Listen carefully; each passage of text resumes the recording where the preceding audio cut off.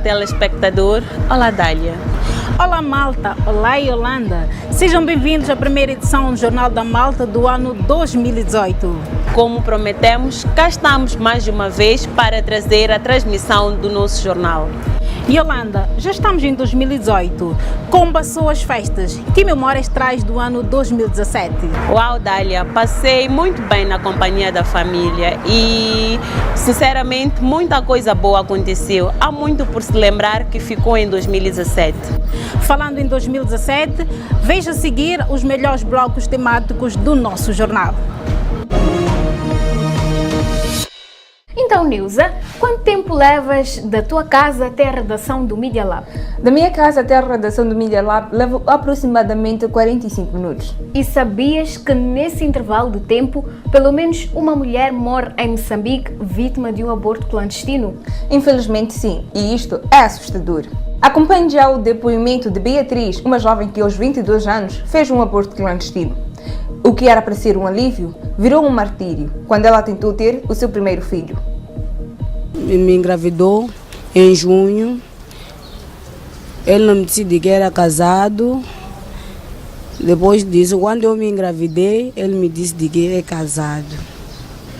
Eu lhe perguntei, assim que eu tenho grávida, o moço disse que não quer saber, porque ele é casado. Que eu fiquei com gravidez de 0 até 7 meses. Aquele dinheiro que eu trabalhava, eu pensei fazer aborto, mas no momento eu não fiz aborto com aquele dinheiro porque na minha família ninguém trabalhava. Quem trabalhava era eu sozinha. Depois daí eu levei aquele dinheiro, usei, comprei comida para nós comermos. E apareceu uma minha amiga que eu brincava com ela sempre.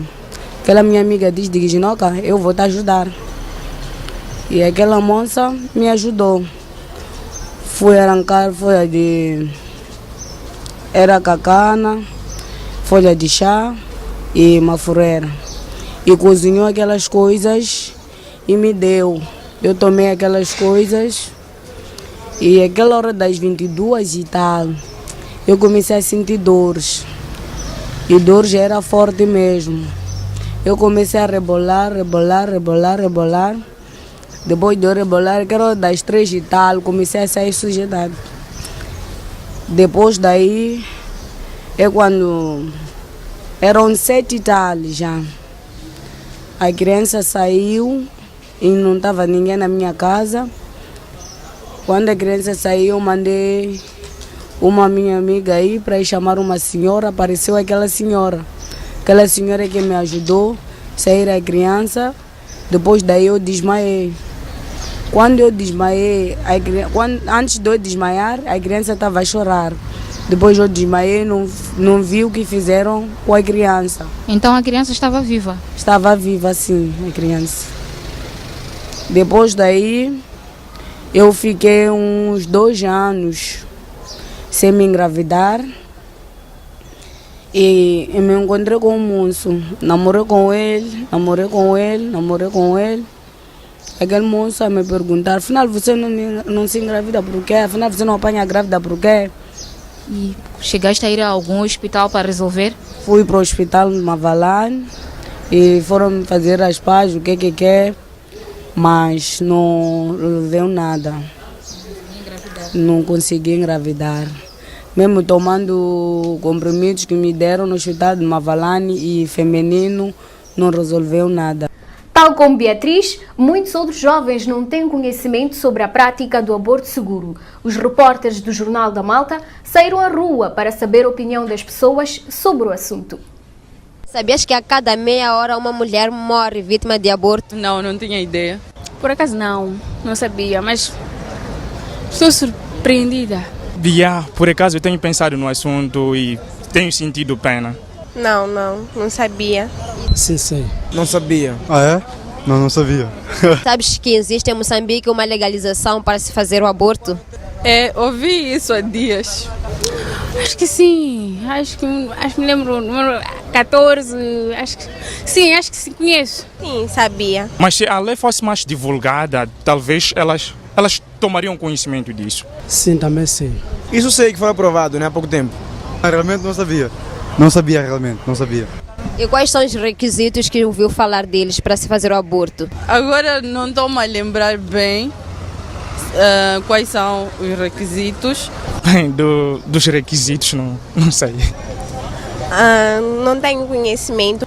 No momento que não dá, pode dirigir-se a qualquer unidade sanitária, prestar, apresentar o caso. Ainda não fui ler a lei, né? Porque também eu não aprovo isso, na verdade. É o risco de morte, né? Obviamente. Que a mulher corre o risco de morrer. Sabes quais são os riscos de fazer-se um aborto clandestino? Isso é um risco de vida, praticamente. Bem se sabe que quando uma mulher faz aborto, perde muito sangue, o que nós chamamos de hemorragia. Isso é chato. A morte, primeiro, várias doenças, hemorragias e geralmente o aborto clandestino causa várias infecções para a mulher.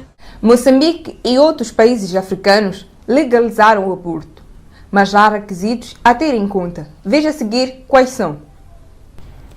A cada 36 minutos, uma mulher morre em Moçambique vítima de um aborto clandestino, o que constitui a quinta maior causa de mortalidade materna no país. Dados partilhados pelo Ministério da Saúde em 2016 dão conta que 11% das mortes maternas são causadas por um aborto clandestino. O Jornal da Malta fez as contas e constatou que em cada 1 milhão de habitantes ocorrem 4.900 mortes maternas, das quais 11% são causadas por um aborto clandestino. Segundo o Instituto Nacional de Estatística, Moçambique tem 26.800.000 habitantes, o que significa que ocorrem, em média, 14.445 abortos clandestinos por ano, 1.203 por mês, 39 por dia e quase 2 por hora. Moçambique tornou-se, em 2014, no quarto país africano a permitir o aborto. A Assembleia da República impôs no artigo 168 da Lei 35/2014, de 31 de dezembro, condições para a legalização do aborto: risco de vida para a mulher, inviabilidade fetal e violação sexual. Apesar da iniciativa bastante aplaudida pelas organizações da sociedade civil defensoras dos direitos das mulheres, a percentagem de abortos clandestinos tende a aumentar. Em 2013, a taxa estava fixada em 2,5%. Os últimos dados do Ministério da Saúde apontam para um crescimento de 8,5%. Em 2016, 11% dos abortos foram clandestinos. Tal como Moçambique, outros 3 países africanos permitem o aborto, mas estes sem restrições. Outros 10 permitem nos casos em que a vida da mulher está em risco. Estes permitem para preservar a saúde física e estes para preservar a saúde mental. Apesar da lei existir há 3 anos, os hospitais moçambicanos ainda não se adaptaram para a sua implementação. Apenas 4% das unidades sanitárias em Moçambique têm a qualificação para a realização dos abortos seguros. Veja a seguir. 3 anos depois da legalização, apenas 4,3% das unidades sanitárias no país reúnem condições para realizar um aborto seguro. Moçambique dispõe, de acordo com dados do MISAL, 1.537 unidades sanitárias, das quais 62 têm capacidade instalada para verificar a inviabilidade fetal, o tempo da gravidez e dispõe de serviços de ginecologia. Das 204 unidades sanitárias existentes em Nampula, província com 5,2 milhões de habitantes, apenas 11 podem realizar um aborto em condições. Já Niassa, com 3 estabelecimentos de saúde, num total de 167, sendo a província com um número mais baixo. Zambésia, a segunda província mais populosa do país, tem o pior rácio unidade sanitária por habitante. por cada 630 mil habitantes, há um estabelecimento de saúde que reúne condições para realizar um aborto seguro.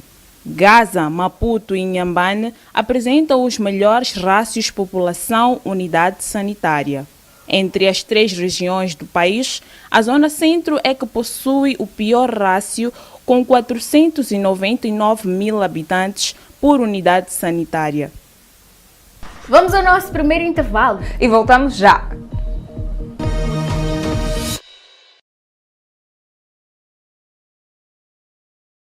Cidadãos informados estão em melhor posição para gozar da maioria dos seus direitos. No entanto, cerca de 2 anos da entrada em vigor da Lei do Direito à Informação e 1 ano do respectivo regulamento, a maioria dos cidadãos continuam a enfrentar dificuldades para se informar sobre vários assuntos. Informação é poder. Informação salva, informação liberta. Com um maior acesso à informação, pode-se garantir uma maior transparência. Quem tem poder não quer partilhar. Claramente que em algum momento vão ser barrados. Os relatórios de contas, os contratos que são assinados em nome dos cidadãos, esses contratos devem ser revelados. As entidades devem se informar ou ter acesso a esta lei. A lei do acesso à informação é mais um instrumento que nos dá ferramentas para nos tornarmos cidadãos e para isso temos que usar a lei. O acesso à informação promove o desenvolvimento do país.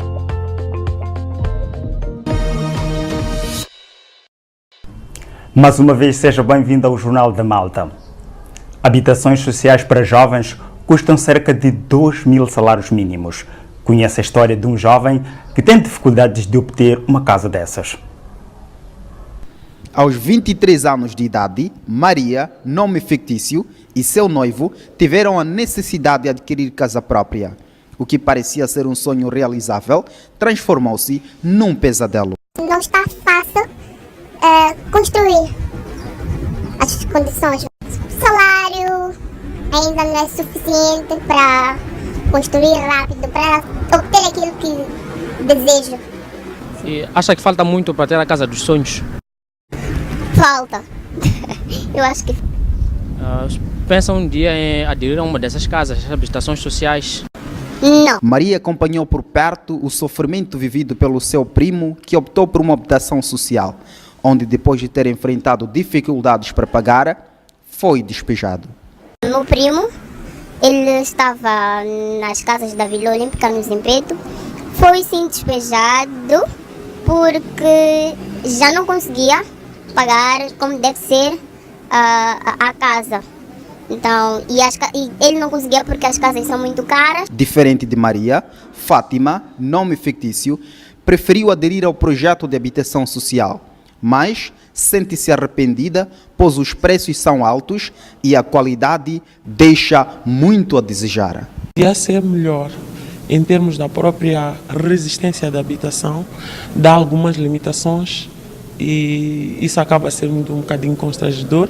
Os jovens procuram a habitação com prioridade para iniciar as suas famílias e deparamos com um constrangimento. Temos um jovem, digamos que ofere mensalmente um valor que oscila por aí os 5 ou os 10, no intervalo de 5, 10 mil meticais, não está ainda em condições, por exemplo, de estar na Vila Olímpica. A equipa do Jornal da Malta saiu à rua para perceber o nível de conhecimento dos jovens sobre habitações sociais. Tem casa própria? Ainda não, em construção. Sim, tenho. Não. Não. Não ainda. Não. Não. Não. Não. Não, ainda não tenho casa própria. Acreditamos que pensam um dia adquirir um imóvel ou um terreno próprio. Como é que pretende fazer? Eu acho que por via própria. Construir ou mesmo comprar uma casa. Já ouviste falar da política de habitação social? Já ouvi falar por acaso. Não tinha esse conhecimento. Não. Mais ou menos sim, tenho, porém ainda não vi na prática. Tenho, sim. Não ali especificamente, eu sei que existem projetos ligados a esse aspecto. Sim, tenho. Não. Especificamente não tenho, mas já ouvi falar. Quanto aos projetos Casa Jovem, Vila Olímpica e Projeto Intaca, o que é que tem a dizer? Em relação às casas a que acabas de referir, o que tenho a dizer é que são caras para aquilo que é a vida que tem se levado hoje cá no nosso país. Por acaso é um projeto de louvar, porque de acordo com a nossa lei tem-se dito que todo cidadão tem direito à habitação. Os projetos são muito caros para um jovem. A ideia sim não é má, é muito boa, mas aquilo que é de praxe é que é totalmente diferente daquela que é a expectativa do jovem. Essa política de habitação para jovens não é realmente para jovens, porque olhando para aquilo que o jovem está a ganhar, é praticamente impossível adquirir essas casas. Eu acho um absurdo, primeiro, né?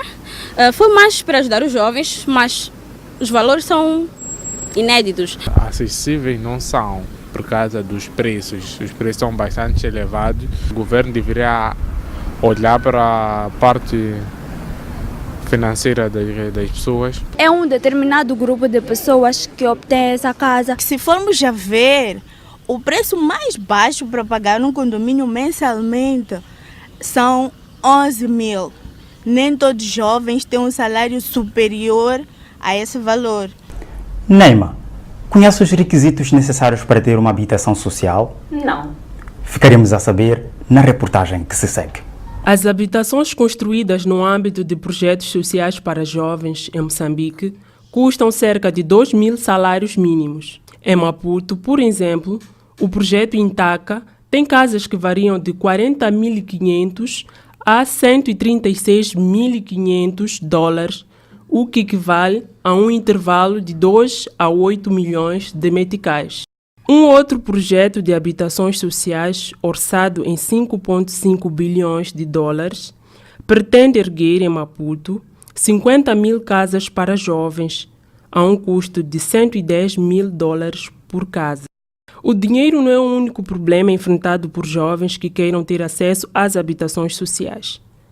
Existem requisitos que colocam em causa o sonho de ter a casa própria. De acordo com o Fundo para o Fomento de Habitação, para obter crédito para a compra de habitações, os jovens e funcionários públicos devem reunir os seguintes requisitos: ser cidadão moçambicano, ter entre 18 a 45 anos, ser trabalhador com um contrato indeterminado, ter comprovativo de NUIT, declaração do bairro e de rendimentos, ter uma conta em bancos que disponibilizem o crédito para habitação. Vamos a um brevíssimo intervalo. Não saia daí, até já.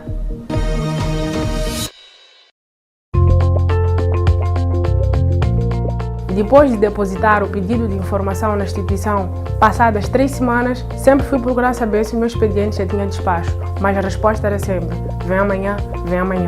Todas as instituições públicas e privadas têm por lei o dever de prover informação de interesse público. As autoridades administrativas devem facultar a consulta de documentos de interesse público num prazo máximo de 21 dias a contar da data da entrada do pedido. O acesso à informação promove o desenvolvimento do país. Na saúde, por exemplo, mulheres e homens conhecem os seus direitos. Sejam bem-vindos ao terceiro e último bloco do Jornal da Malta. Frequentar o ensino superior no país é um grande desafio. Moçambique apresenta a taxa de 6% de acesso ao ensino superior, sendo uma das mais baixas a nível da África Austral. Comemora-se no dia 17 de novembro o Dia Internacional do Estudante. Em Moçambique, apenas 6% da população tem acesso ao ensino superior, uma taxa que corresponde a 1.627.712 pessoas. Comparativamente a alguns países da África Austral, como Angola, com 9%, África do Sul, 20% e Maurícias, 28%, o país possui a menor taxa. A Universidade Eduardo Mondlane, a mais antiga instituição de ensino superior, disponibilizou em 2016 4.910 vagas nos diferentes cursos e entraram na disputa 28 mil candidatos. E a Universidade Pedagógica, 4.000 vagas com 16 mil candidatos. Esta situação mostra que o ingresso ao ensino superior ainda é um desafio, devido à falta de vagas relativamente à procura. Acompanhe a história de 2 estudantes que concorreram para o ensino superior e não ingressaram. No ano passado, 2016, nesse caso, concorri para a faculdade e infelizmente não consegui entrar. O número que disponibilizam é muito pouco para o número de candidatos, uma vez que nós podemos ter um universo de 3.000 pessoas a concorrer somente para 35 vagas.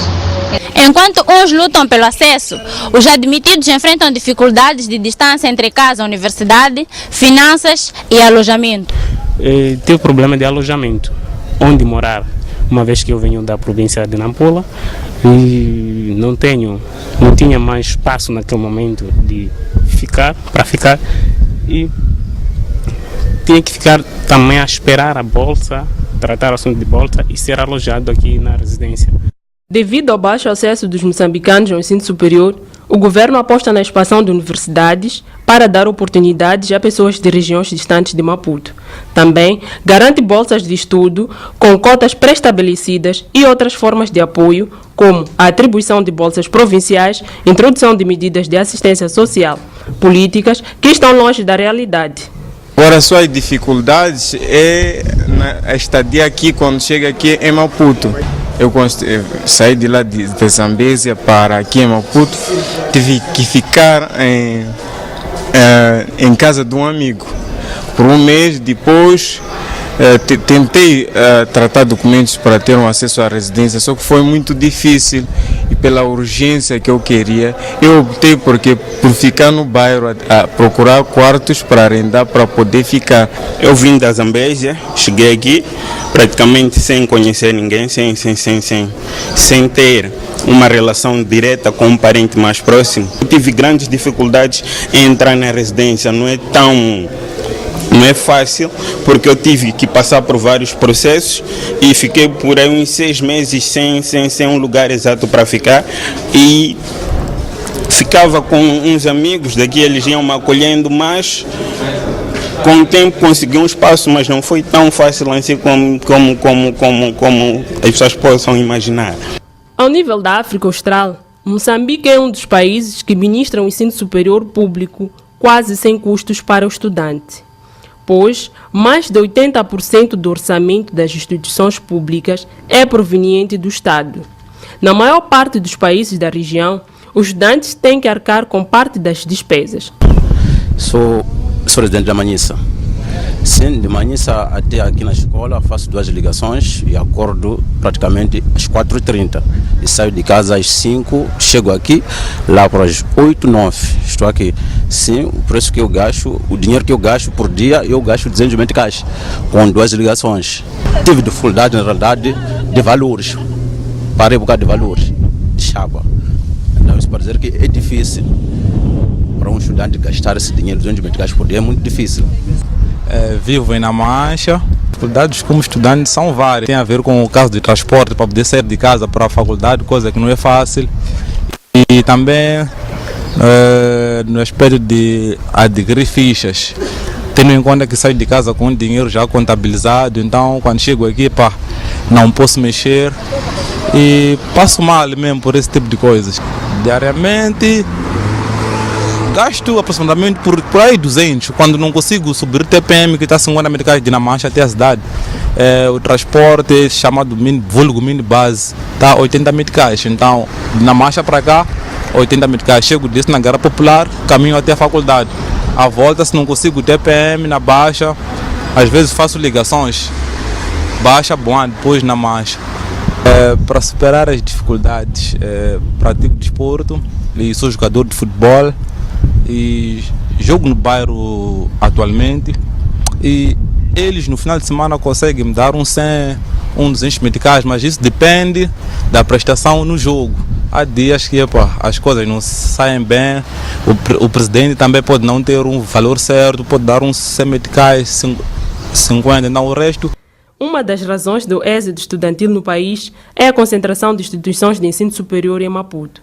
Das 53 existentes, 18 são públicas e 11 estão na capital. O Jornal da Malta calculou os custos diários para saber quanto gasta um estudante para terminar a sua licenciatura.